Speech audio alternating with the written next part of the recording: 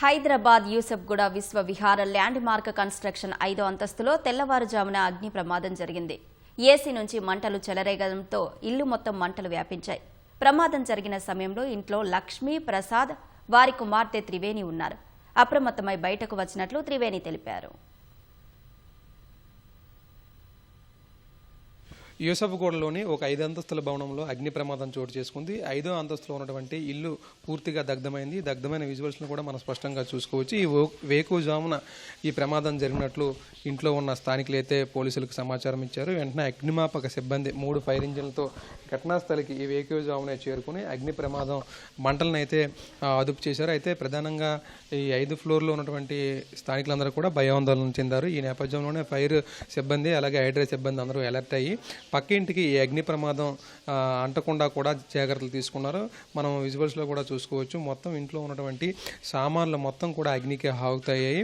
అలాగే విలువైన ఫర్నిచరు, అలాగే ఇంట్లో ఉన్నటువంటి వస్తువులు, అలాగే విలువైన పత్రాలు కూడా మొత్తం అగ్నికి అంటుకొని పూర్తిగా దగ్ధమయ్యాయి.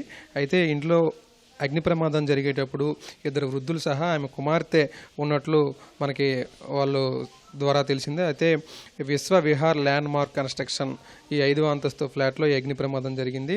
అయితే ఏసీ నుంచి మంటలు ప్రధానంగా పొగలాగా చెలరేగడంతోనే ఈ అగ్ని ప్రమాదం చోటు చేసుకుందని ఆమె కుమార్తె అయితే చెప్పడం జరిగింది. అయితే ఇంట్లో వాళ్ళ అమ్మ లక్ష్మి అలాగే వాళ్ళ నాన్న ప్రసాద్ ఇద్దరు కూడా ఇంట్లోనే ఉన్నారని, ఈమె వేరే రూమ్లో ఉండేటప్పుడు ఏసీకి పొగ వస్తుంది చూద్దాం పదండి అని చెప్తే ఒక్కసారిగా మంటలు ఎగసిపడినట్లు కూడా ఆమె చెప్పింది. వెంటనే వాళ్ళ అమ్మని నాన్నని కూడా కిందకి తీసుకొచ్చి ప్రమాదం వాళ్ళకు జరగకుండా చూసిందని ఆమె మనకి వివరాలు చెప్పడం జరిగింది. ఆమె ఇటీవల అమెరికా నుంచి అమ్మగారికి బాగోకపోతే చూడడానికి వచ్చానని, అయితే ఈయన ఉండేటప్పుడు అగ్ని ప్రమాదం జరిగింది కాబట్టి వాళ్ళని కాపాడుకోగలిగానని, లేకపోతే వాళ్ళు కాలు చేతులు కూడా పూర్తిగా నడవలేని పరిస్థితుల్లో ఉంటారని, యాక్టివ్గా కూడా ఉండరని, కొన్ని వృద్ధాప్య సమస్యలు, అనారోగ్య సమస్యలు ఉండడంతో ఇంట్లోనే ఉంటున్నారు, వాళ్ళని చూసుకోవడానికి ఇటీవలే వచ్చానని కూడా వాళ్ళ కుమార్తె త్రివేణి చెప్పారు. అయితే ఏదేమైనప్పటికీ వేకువజామున జరిగిన ఈ అగ్ని ప్రమాదం వలన ఇక్కడ స్థానికంగా యూసఫ్గూడలో వాళ్ళందరూ కూడా భయాందోళన చెందారు.